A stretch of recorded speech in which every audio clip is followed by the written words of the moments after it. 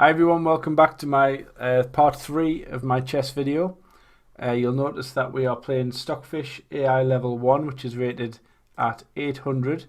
I haven't played enough games on League Chess to warrant a proper rating, so that 1500 is probably optimistic.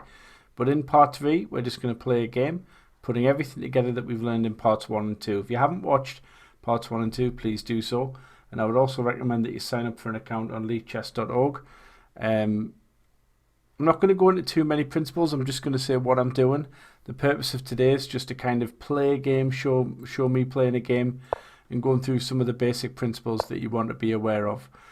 Generally in chess, and you can watch a ton of videos by way better players than me, you want to bring out your pawns, your bishops and knights first. You want to get castled, and then you want to start thinking about how you can probe, get into your opponent's territory and see what's going on. So we're going to bring the knight out and we're attacking this piece here, and that knight defends that piece there. Okay, so now we're going to bring out the bishop. This is known as the Ruy Lopez defense, but that's now changed it. That bishop now is coming down attacking that pawn, but the king does defend it, so we're not too worried about that. But we might be, you know, if things start to happen. What I'm going to do here is I'm going to set up with kind of a, because now you can see that a lot of attacks are happening on this particular square here. There's got a lot of pawns bearing down on that square, so we're going to need to think about what we're doing about that. So the first thing that I'm going to do is, because if I put a pawn there, for example, if I was to go like that, he takes, I take, he takes, queen takes, knight takes, and I lose my queen. So he's winning the battle for the d4 square at the moment. So I'm just going to put another defender on that d4 square, so I can look at maybe playing this, and then trying to maybe, so for example, if I played this move, that knight can't take. Well, actually the knight couldn't take anyway at the minute, so the queen will be fine in terms of that exchange, but the bishop is pinning to the king, because remember, you can't move into check, so that knight's currently, it's called a pin, it can't move, unless the king was to castle, then that would be free. So we're going to come up here and we're going to attack the bishop. Now the bishop has attacked, that pawn's attacking my bishop, so we could exchange bishops. I could take that one, he would take that one, then I could take that, and he takes that. Now that, I think, actually weakens his position quite a lot, but actually I could move there, which pins, is an absolute pin on his piece there. Now let me think, what am I going to do here? I take, he takes,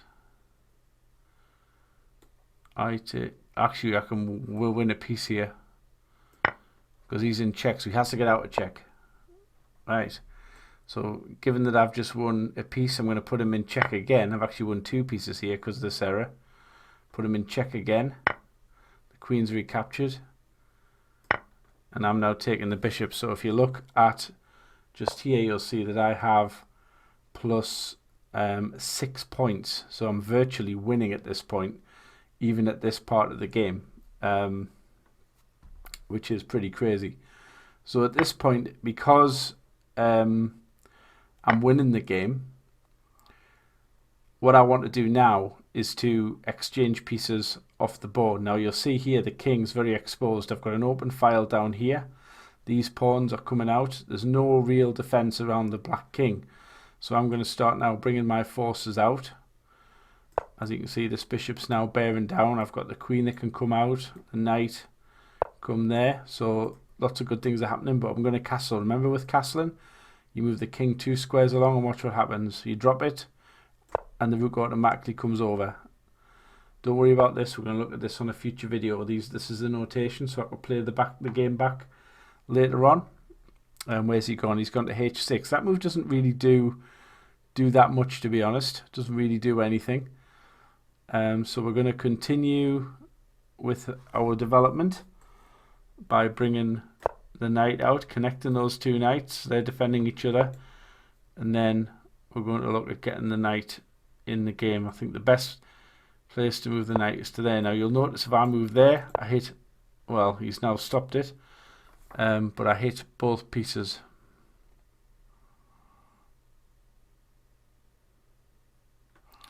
I do have a pawn that he's attacking with the, in fact, wasn't the best move by me there, because he takes that, I can come in there, check, and the king moves out of the way. Yeah, so again, I was guilty there of not looking to see what I would be leaving. I told you I wasn't that strong.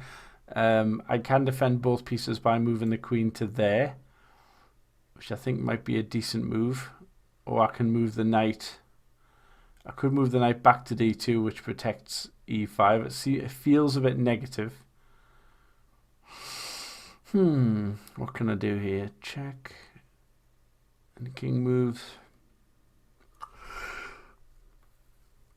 And there's no time control on this game. So I need to think. So I've got these two pieces. Oop.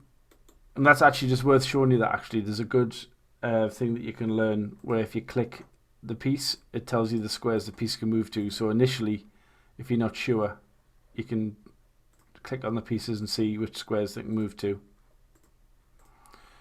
Doesn't work with them. And then on light chess, if you right click, you can circle, and then if you pull, you can create arrows. That's just for demonstration purposes. So I think on this one, I'm going to bring the queen just up there, defending both pieces that are under attack. He centralizes the rooks. That's never the worst idea. Going to hit the queen. I'm not sure it really does anything to do this. But the queen hasn't got a ton of squares to move to.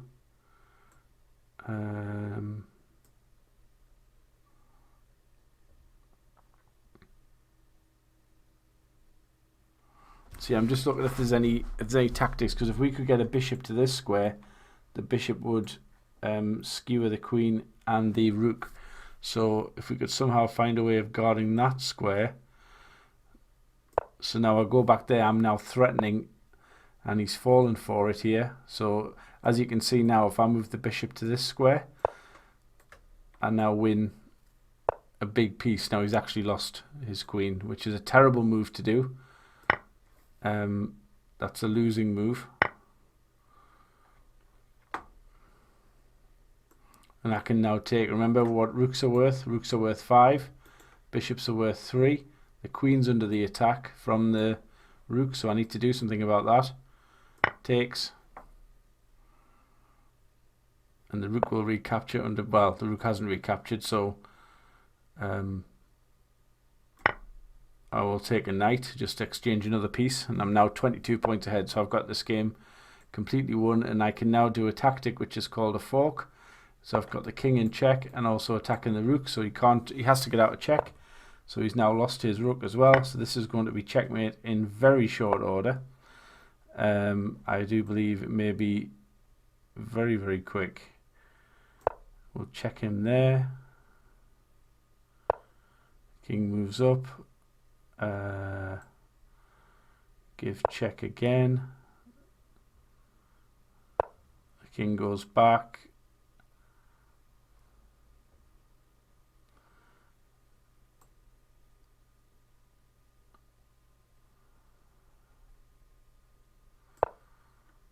Threatening checkmate on this square. And that's the game. So as you can see, the king can only move to these squares, and all of them are guarded by the queen except for this square, but the king can't take the queen because the knight is protecting the queen, and that is checkmate. So that's just a very, again, it's not a strong level for Stockfish. It's the lowest level in the game, 800, which is very much a beginning player, and I'm a little bit better than that, but it was a fun game. So if we just go back to the start, and we see that we started off playing this move, bishop f5, and I just brought the c3 pawn up, and that was the first error because that piece is under attack by the white pawn. Obviously they're attacking that one, but I was able to do a tactic which is putting the king in check. The king's in check, so it must get out of check. So it can't capture my piece anymore because I'm now in check. And instead of recapturing, should have retook. It blocked the check, so I took that piece again, and then I managed to take another free piece, and I just started to exchange down at this point. Got my king to safety, and that was a nothing move to h6. So I pulled my knight out. I made a bit of a mistake here playing to c4 because I had two undefended pieces, and the queen, that was probably the best move the computer played, was to do that and to attack both my pieces. So the queen defends my next move, both pieces, and again a little bit of a nothing move back here allowed me to attack the queen, and obviously the knight's worth 3, queen's worth 9. Queen had to move back, so I came back noticing that if I could defend that square twice, I would win a piece, and the computer played that move. It was a bad move, should have moved the queen out the way to avoid that, and I played that move, winning a piece. Now definitely you should never lose the queen, so the queen should move back and allow me to get the bishop, but actually the pawn came forward, which was a massive losing move, and at this point everything went horribly wrong. Instead of taking the knight, the pawn took the pawn, which is a disaster. So of course I took the rook, and again they should have recaptured with the rook, and that would have attacked my queen at the same time, defended by the king. Silly pawn move again, and at this point, because there's so few pieces on the board, I'm just exchanging down, because obviously I've got powerful pieces, including 2 rooks that I don't think ever even get into the game. I'm that far ahead, so I give check, fork in the rook as well. So again, I'm winning further material. I take the rook with check. He moves back. I give check again. He comes back. I give check. Again, the knight is protecting the rook and the queen. So the king can only move to here, here, and here. So I'm starting to close the net. It goes back there. I threaten checkmate on this square. The only way you could avoid that would be to bring the pawn to there. But to be honest, I would just move to there, and it's going to be checkmate in, you know, a 1 or 2 moves maximum. Instead, he plays a nothing move with the pawn, and that allows me to give checkmate on b7. So I hope you enjoyed that run through in the 3rd video. Just please practice. I'm not a massively strong player. I make errors all the time, but once you've learned a few things, you can play like this. Don't forget, in this game, I never got my rooks in the game at all. So all that powerful piece didn't even need to get in, and I never had to start advancing my pawns because I was so far ahead where I would have been looking to queen a pawn. It was actually, we had the same amount of pawns. We had 6 pawns each, but again, even here, because I had 3 together, getting pawns up there, it would have been easy for me to get rid of this pawn and have a free run with all these pawns for a queen. So in every way possible, I had this game won. Hope you enjoyed the video, guys. Thanks for watching the series. Take care, and I'll see you guys next time. Enjoy playing, and by all means comment below with your games or any questions. I'm not an expert, but I'll do my best to answer them. Thank you.